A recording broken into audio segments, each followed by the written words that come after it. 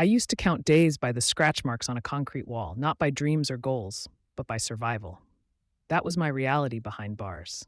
The label of felon wasn't just a word, it was a curse I carried on my chest like a burn. And even after my sentence ended, the real prison began, outside. Freedom came, but the world didn't open its arms.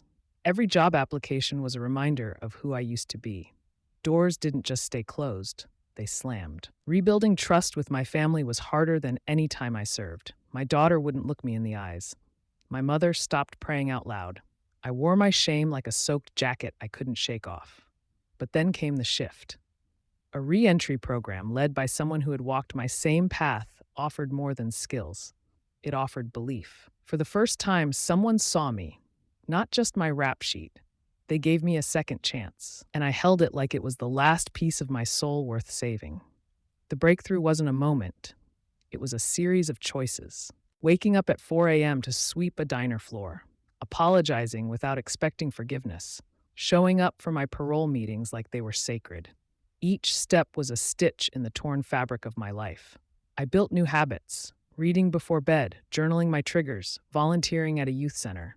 Each one was an act of defiance against the old me. And one day, my daughter called me dad again.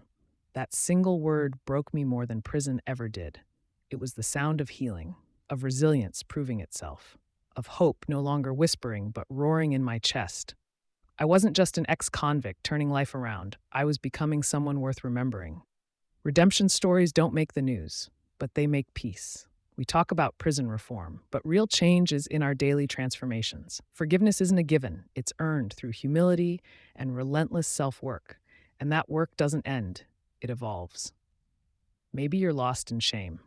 Maybe society has already written you off. But if there's breath in your body, there's still a page left to write. Your story isn't done. You can transform, not by pretending the past didn't happen, but by proving it doesn't define the ending. So if you're carrying the weight of your past, know this: you are not your sentence. You are your next decision. Let it be one rooted in purpose. Let it be one that builds something unbreakable.